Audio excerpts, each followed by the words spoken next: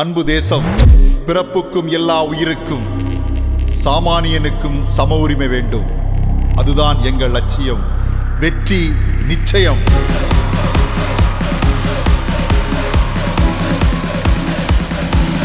அன்பு தேசம். வணக்கம் மக்களே.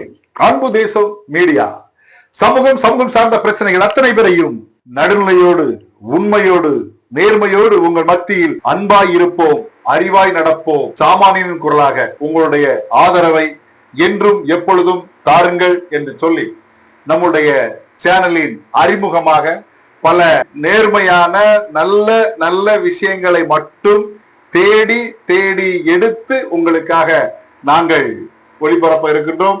நம்முடைய அன்பு தேசம் மீடியாவுக்கு நீங்க ஆதரவு தாருங்கள், சப்ஸ்கிரைப் பண்ணுங்க, மேலும் உங்கள் நண்பர்களுக்கெல்லாம் ஷேர் பண்ணுங்க. இது உங்களுடைய அன்பு தேசம். அன்பு மக்கள் அத்தனை பேருக்கும் அன்பு வணக்கம். அன்பாய் இருப்போம், அறிவாய் நடப்போம். அன்பு தேசம் மீடியாவை ஆதரவு கொடுத்து கொண்டிருக்கும் அத்தனை நல்ல உள்ளங்களுக்கும் அன்பு தேசம் சார்பாக கோடான கோடி நன்றியை தெரிவித்துக் கொண்டு நம்ம இப்ப யாரை பார்க்க போறோம்னா, நம்முடைய கேப்டன் விஜயகாந்த் அவர்கள், தேமுதிக தலைவர் விஜயகாந்த் அவர்களை பற்றி, அவர்களோடு இருந்த அனுபவத்தை பற்றி உங்களிடம் பகிர்ந்து கொள்ள ஆசைப்படுகிறேன்.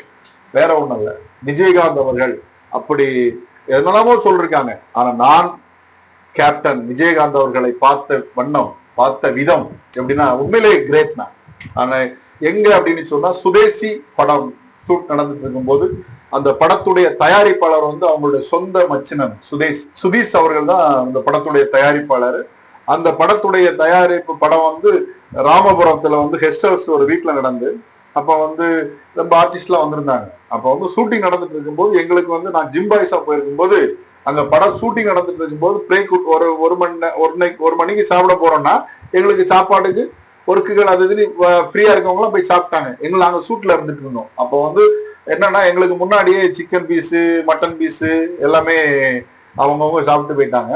அதுக்கப்புறம் எங்க ஜிம் பாய்ஸ் நண்பர்கள்லாம் நமக்கு ஒண்ணுமே இல்லை, சால்னா மட்டும் தான் இருக்குன்னு சொல்லிட்டு இருக்கும்போது உடனே பசங்களாம் நம்ம தலைவர்கிட்ட போய் சொல்லலாம், கேப்டன்கிட்ட சொல்லலாம்னு சொல்லி உடனே கேப்டன் அவரு தலைவர் வந்தாருங்க.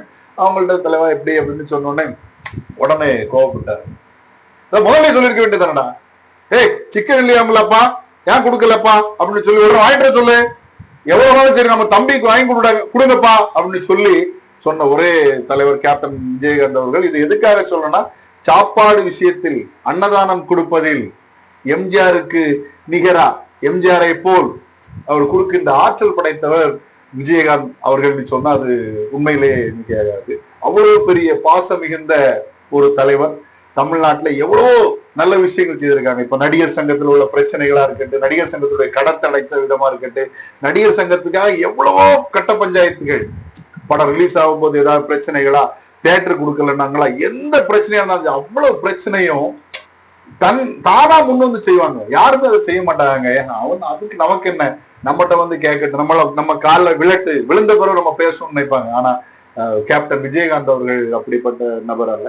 அவங்க என்னன்னா, ஏதாவது பிரச்சனை அப்படின்னு சொல்லி ஒருத்தருடைய முகத்தை பார்த்த உடனே என்ன தேவை, என்ன பிரச்சனை அப்படின்னு சொல்லி எத்தனையோ பேருக்கு அவங்க உழைப்ப அவர் அடுத்தவங்களுக்கு கொடுக்காம வச்சிருந்தா அன்னைக்கு கோடான கோடி பணத்துக்கு அவர் சொந்தக்காரரா இருக்கலாம். பணத்தை வச்சே சம்பாத்தியம் பண்ணிட்டே இருந்தாருன்னா மனிதன் என்பவன் எப்படி இருக்கணுங்கிறதுக்கு உதாரணம் நம்மளுடைய விஜயகாந்த் அவர்கள் தான். அப்படிப்பட்ட கேப்டன் மனநிலை பற்றி தெரிஞ்சு விடணும். அவர் ரொம்ப கோவப்படுவாரு. கோவப்பட்டாலே அவங்க தாங்க குணம் இருக்கும். கோவப்படுவாரு, அடுத்த நேரம் பாசமா பேசுவாங்க. கோவங்கிறது அவருக்கு ரியலாவே கோபம் இருக்கும். பயங்கர கோவப்படுவாரு. வாயில என்னென்ன வார்த்தை வருதோ திட்டுவாரு. ஆனால் அடுத்த செகண்டே பேசுவாரு. எத்தனையோ நடிகர்கள் கஷ்டப்படுற எத்தனையோ நடிகர்களுக்கு எவ்வளவு ஹெல்ப் பண்ணிருக்காங்க தெரியாது. போட்டோ எடுக்க மாட்டாரு, வீடியோ எடுக்க மாட்டாரு, எதுவுமே தெரிய மாட்டாரு. எத்தனையோ பிள்ளைகளுக்கு கல்யாணம் பண்றதுக்கு ஹெல்ப் பண்ணிருக்காரு. அப்படிப்பட்ட ஒரு கேப்டனை தமிழகம் இழந்து விட்டது என்று சொன்னால் அதற்கு முழுக்க காரணம் அவர் வாழ்க்கையில் ரொம்பவும் வருத்தப்பட்டுதான் மனம் உளைச்சல் ஆயிட்டாரு. மன உளைச்சலுக்கு காரணமானவங்க தமிழ்நாட்டில் தான் இருக்காங்க, இல்லைன்னு சொல்லவே இல்லை. அதெல்லாம் உங்களுக்கு ஒரு சில நேரங்கள்ல சொல்றேன். மனச்சாட்சி என்பது வேண்டும். ஒரு மனிதனை இழிவுபடுத்த வேண்டும், ஒரு மனிதனை கஷ்டப்படுத்த வேண்டும், ஒரு மனிதனை எந்த அளவில் எந்த வழியில் அடித்தால் அவன் தாக்கப்படுவான், அவன் பாதிப்படைவான் என்று தெரிந்து ஆங்காங்கே அடித்து அடித்து அடித்து அவரை மிக மிக மன உளைச்சலுக்கு ஆளாக்கப்பட்டீர்கள், படுத்தினீர்கள். இதெல்லாம் ஒரு சில பேர்லாம் இருக்கான், பச்சவந்திகள் இருக்கான், ஒரு சில சைக்கோகள் இருக்கான், ஒரு சில என்ன சொல்றது, அப்போ ஒண்ணு பேசுவோம் இப்போ ஒண்ணு பேசுவோம், எப்படியோ பட்ட மொள்ள மாதிரி முடிச்சவிக்கைகள்லாம் இன்னைக்கு நம்ம தமிழ்நாட்டுல வாழ்ந்துட்டு தான் இருக்கான். உள்ளதை உள்ளபடி சொல்லுங்கள், உரைக்க சொல்லுங்கள், தப்புன்னா தப்புன்னு சொல்லுங்க. அப்படிப்பட்ட ஒரு தலைவனை, அப்படிப்பட்ட கேப்டன் விஜயகாந்தை நம் தமிழகம் இழந்து விட்டது என்பது எல்லோருக்கும் தெரிந்த உண்மை. ஆனால் அப்படிப்பட்ட ஒரு மனிதன் நம் தமிழகத்துக்கு மீண்டும் கிடைக்க வேண்டும் என்கின்ற எண்ணமும் நமக்கு இருக்க வேண்டும் என்று சொன்னதோடு பல விஷயங்களை சொல்லலாம். அவருடைய பழக்க வழக்கத்தின் வாயிலாக இருந்தாலும் சொல்லி, அவரை யார் எங்க சொன்னாலும் சரிதாங்க, எந்த இடத்துக்கு போனாலும் சரி, அவர் இறங்கி வேலை செய்வாங்க, இறங்கி செயல்படுவார்கள். ஒவ்வொரு விஷயத்தையும் நாம் விஜயகாந்த் அவர்களுடைய பழக்கம் ஒரு நாள் பார்த்தாலே போதுங்க. ஒரு பானை சோற்றுக்கு ஒரு சொல் பதம் என்பது போல அவரை ஒரு நாள் பார்த்து அவருக்கு ஒரு நாள் நீங்க பேசுனீங்கன்னே போதும், அவருடைய குணங்கள் நமக்கு தெரிஞ்சிடும். அவ்வளவு நல்ல மாமனிதர்.